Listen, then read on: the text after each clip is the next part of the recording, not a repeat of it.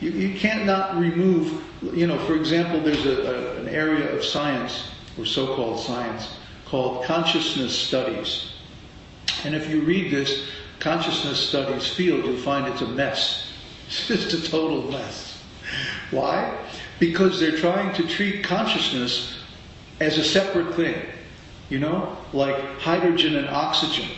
And hydrogen and oxygen are elements. And if you take water and you put water through an electric spark, you can separate the two. Or by hydrolysis, you can separate hydrogen and oxygen from water. And then you get these two elements which you cannot separate or break up into anything more fundamental. That's why they're called elements, right? Chemical. So similarly, they're trying to take consciousness and break that apart from the living entity and from all these other things and put it in a test tube and then make experiments. And it can't be done. It's just not going to happen.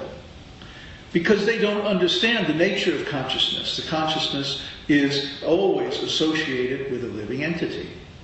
It's never separate from a living entity. But the thing is, the living entity, it's a messy thing. It's got all this personality and individuality and conscious drives and unconscious drives and memory and forgetfulness and desires and likes and dislikes. And it's a big mess, isn't it?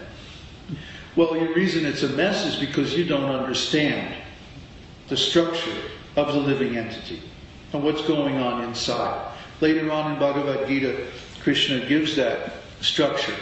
He says the mind is higher than the senses. Intelligence is higher than the mind. And the soul is higher than all of them. Right?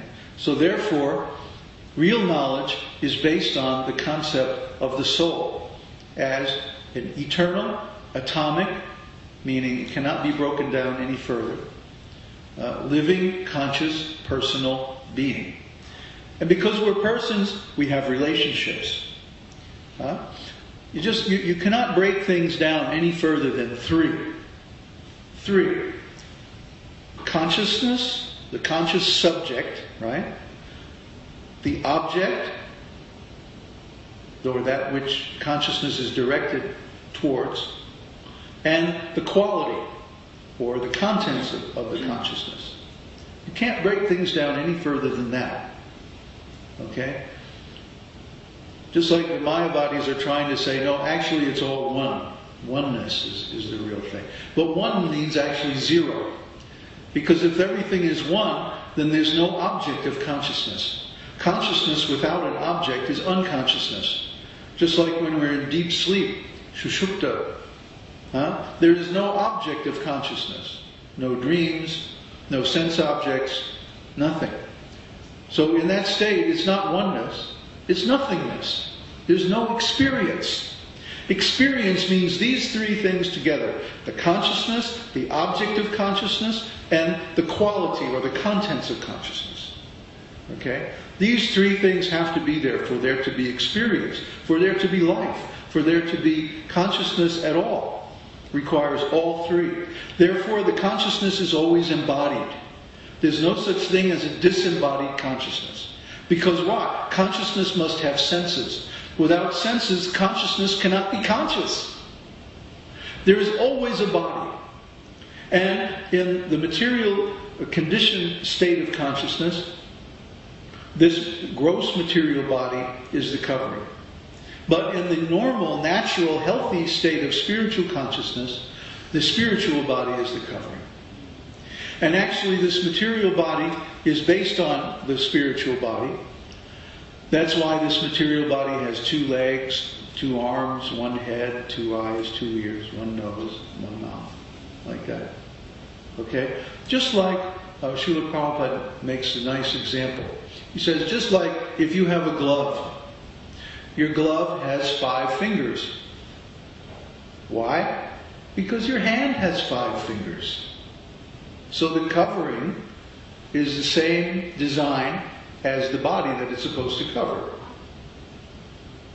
Beautifully simple analogy. Wonderful. Similarly, this material body has 2 hands, one eye, no. What is it? Yeah, 2 hands, 3 eyes? No? 4 eyes? 4 legs? No. What does it have? 2 hands, 10 fingers, 10 toes, 2 legs. Why? Because the spiritual body is like that. Spiritual body is like that, so the covering, the material body is also the same design. Just like the coat and the shirt and the gloves and the hat, they're made to fit, to cover the material body. So Krishna says, just like one puts on and takes off garments, the soul is changing bodies. But is it so simple? Yes, it really is that simple. So this analogy actually comes from Krishna. Just like even now nutritionists agree that this material bodily form changes every 7 years. Every molecule, every cell, every part, except maybe some bones and some nerve cells deep in the brain, are replaced every 7 years. So every 7 years we have a new body. This is also given in Bhagavad-gītā. Just as the soul changes from a baby to a child, to a young person, to a mature person, to an old man, in this life, similarly at death, the soul changes to another body. It's the same kind of change, except it's happening all at once instead of a little bit at a time. Why don't we notice the body changing during this life? Because it happens gradually, one little cell at a time. We don't see it happening because it happens a little bit every day. But at the time of death, it happens, the whole body changes. But still, it's the same thing, whether it happens slowly or all at once.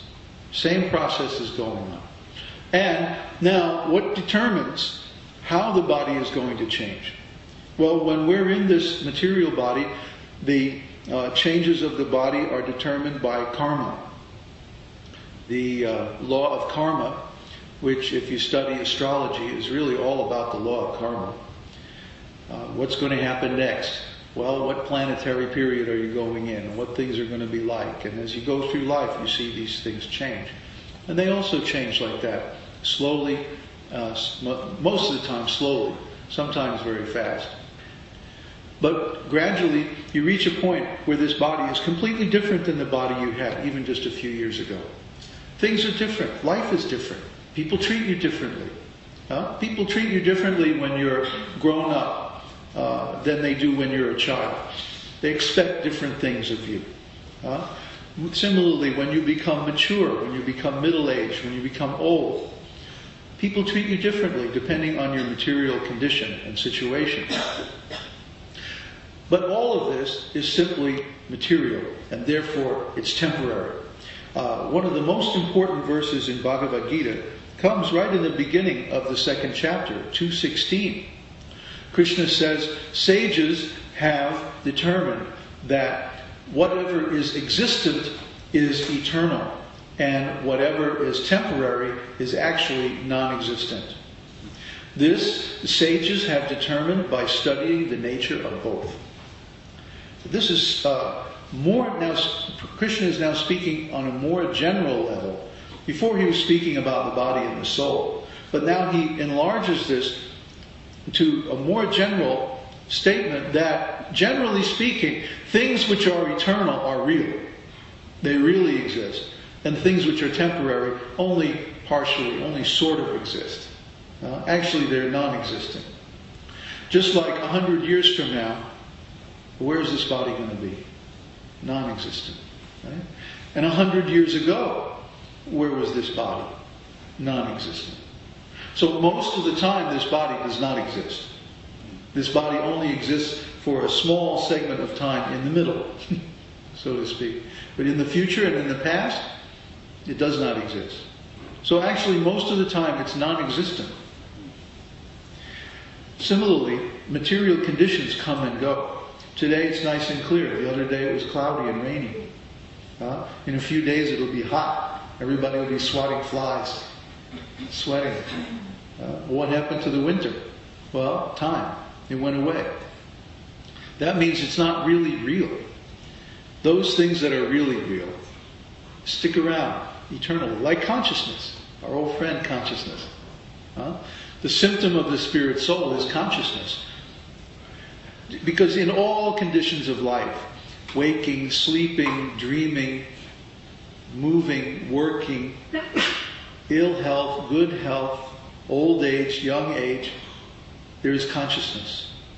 Whether the consciousness is filled with nonsense or it's filled with, Vedic truths, it's still the same consciousness. Just like whether the sky is cloudy or the sky is clear, it's still the same sky. The clouds can come and the clouds can go, but they don't really affect the sky. Similarly, the ideas or the contents of consciousness don't really affect the quality of consciousness.